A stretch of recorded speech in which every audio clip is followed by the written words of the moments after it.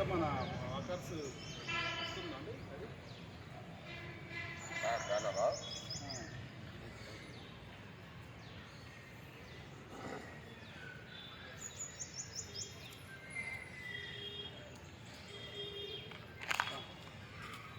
20 seconds.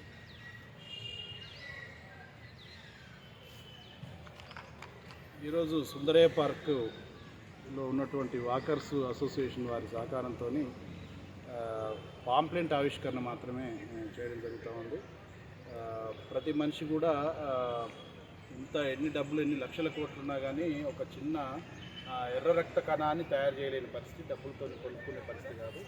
మనకి ఏదైనా అవసరం పడితే ఒక అవయవం కానీ ఒక బ్లడ్ కానీ అవసరం పడితే వేరే వాళ్ళు తలిచి మనకు దానం చేస్తేనే బతుకుతాం. అదర్వైజ్ ఎన్ని లక్షల కోట్లు కానీ బతికే పరిస్థితి కాదు. సో ఆ క్రమంలో మేము తెలంగాణ రాష్ట్ర అవయవ దాతల సంఘం అనే ఒక ఆర్గనైజేషన్ని నేను రాష్ట్ర జనరల్ సెక్రటరీ డాక్టర్ అశోక్ పరిక్బల్లా నా పేరు.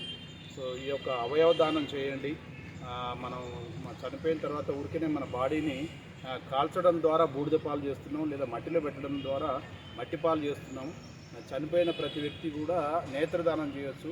ఇవాళ ఒక 12 లక్షల మంది వ్యక్తులు ఇంతవరకు ప్రపంచాన్ని చూడలేదు, అంధకారంలో జీవిస్తున్నారు.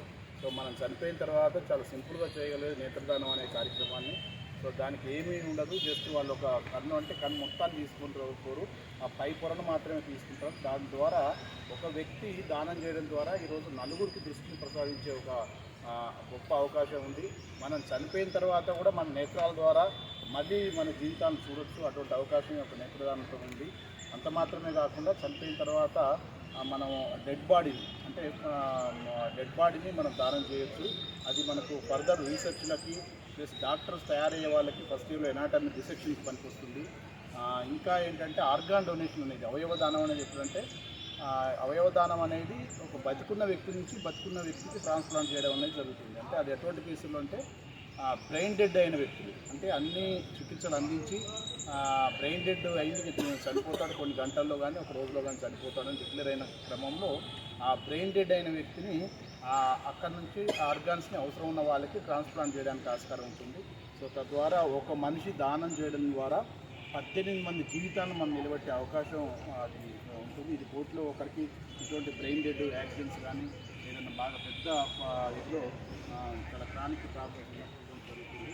సో ఈ కార్యక్రమాలు మేము చేస్తూ పోతున్నాం రాష్ట్ర వ్యాప్తంగా. ఇవాళ మన తెలంగాణ రాష్ట్రం ఇండియాలో నెంబర్ 1గా ఉంది అవయవ దానం. సో దానికి మీలాంటి వాళ్ళ సహకారం అంతా కూడా మరవలేదు. సో ఇటువంటి కార్యక్రమాన్ని ఇవాళ కొత్త ఇనిషియేటివ్ అయితే చేయడం జరిగింది. పాంప్లెంట్స్ ఇచ్చాను, అది చదవండి. మీకు ఎక్కడైనా ఇటువంటి మీకు హార్ట్ టచింగ్ అనిపిస్తే మాకు తెలియజేయండి. మీ ఆధ్వర్యంలో మీ ద్వారా